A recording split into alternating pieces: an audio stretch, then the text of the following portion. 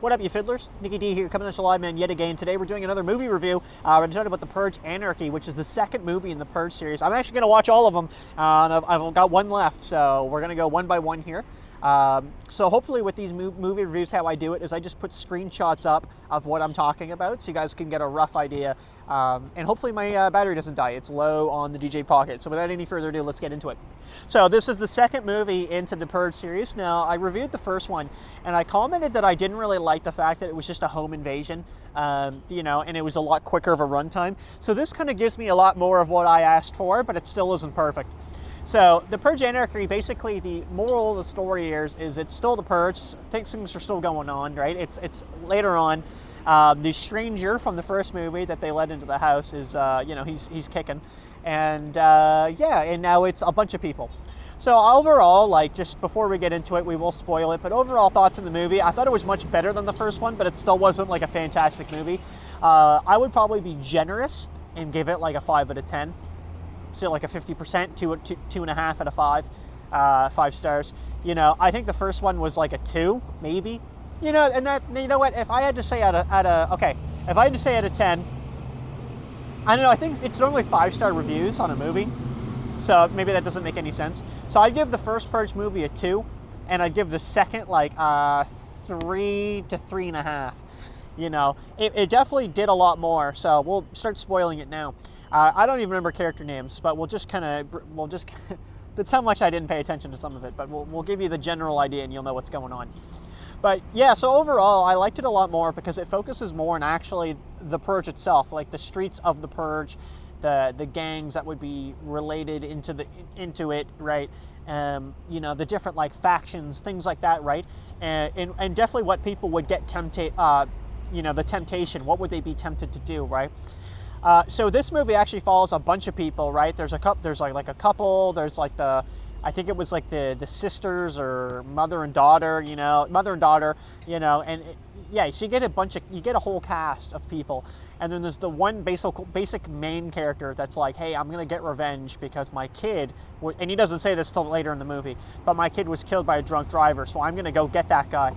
But it's kind of funny, like the build up to him is really funny because I actually thought they were going to do their own little sub-stories and not really meet in the middle. And they actually just meet in the middle very, very quickly. And that's supposed to be like the catalyst for his character, right? Because obviously he's there for vengeance and the other people are not there for vengeance. They want to live. And you get a lot more idea into the Purge itself and like the politics behind it, but not too in depth, but enough that you start to see like clearly there's a political move here, and it's like to kind of like weed out the poor, like the undesirables, and then the rich keep getting richer. Is kind of how that's supposed to go. I liked it though. I like overall it wasn't bad. It was much more appealing than the first one, and again that's probably why, because the main cast, they're in the streets. There's still like all the classic trope things of like a shooter, and that's more what it seems to be to what it is. It seems more of an action movie in sometimes rather than like this is going to be horror and kind of spooky. It's definitely like more of a thriller to an action, where they're literally in the street just spraying out like assault rifles like it's nothing, right? Like the woman, like one of the girls there, she'd never even used an assault rifle before, and she's just shooting it like nothing. I just find that like really unrealistic. They get captured at one point and thrown into like this like billionaires club where they're like supposed to like fight to the death. And Buddy, the main guy, can just kill all of these people easily. I could kind of believe that because these guys are just like rich people. They're probably not like super trained and like actual like have been in the army or a police officer or something, right? That they're literally just rich people with like machetes running around or guns. So I can kind of get behind that. But I don't know. I didn't really get behind many of the characters. It was just like stupid decisions. Like there's like the poor family. And the father like sacrifices himself for like $100K to go get like slaughtered by rich people in their home. And I was like, okay, like I wanted to see that, and they didn't show it. So that was a little displeasing. I didn't really, I didn't really appreciate that.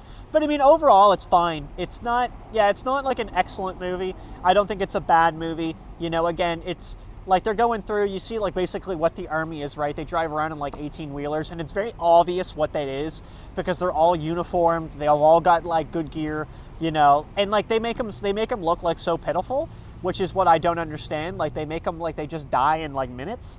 like they'd run out. They're like, oh yeah, look at all of us, like we're all armed to the teeth, and then they just run up and shoot them all like nothing happens. Like it's literally like they just shot a bunch of civilians or something, which is what I don't really get, you know. So very underwhelming in that regard, but cool in the sense that they're expanding it. But I kind of wish there was a lot more just on the ground in the city showing shit going down, and that's what I think that's what I would have liked a lot more, you know, is really getting into that, the meat and gravy of what the Purge is, right? And some of the throwaway scenes are really cool, you know, like you'll see a lot. I can't name them specifically, but there's a lot. Like I don't think it's actually that movie. I think it's the next one. But there's a scene, and if I remember to put it in, I'll put it in. There's a buddy like goes down like they're driving, and they look down an alleyway, and someone has actually made a guillotine and is chopping people's heads off. Like, you know, then there's a car driving, and they've got like 3 people taped to the front of the car, right? Like screaming and all bloodied up. Like that's cool, right? Because that's what it is. It's like these psychotic people are going around, right? And they're gonna do just these ballistic things that don't make any sense to like you or me, right? But they're gonna do that. So yeah, overall, not too bad. So I'd recommend it. I think it's worth watching. I mean, I still think the first one is cool and it's interesting. I like the concept, and I like that the second one expanded on it, but it's gonna get worse from here. So thanks for watching, guys. I'm gonna do one more, hopefully, before I go into work. So take it easy. Peace. Thanks for watching, you pencil pushers. If you guys want to check out my Instagram here, I've just got it in the background. It's Nick Daniels Photography with an underscore in between each word where I post every day. That's a lie. Thanks for watching. Peace.